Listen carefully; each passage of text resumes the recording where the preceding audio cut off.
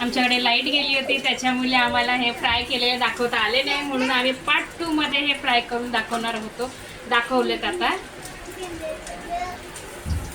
अशा हिशोबाने.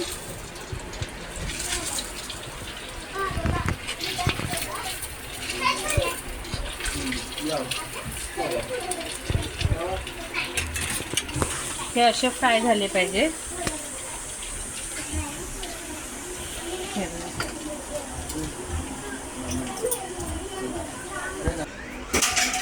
चटणी बनवलेली आहे ही बघा, आणि हे टमॅटो केचप आहे हे बघा.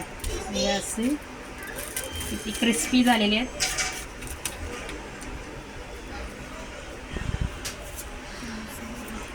कमेंटमध्ये सांगा कसे झालेत rolls. Like, share, subscribe, comment. Thank you. थांबला दाखव.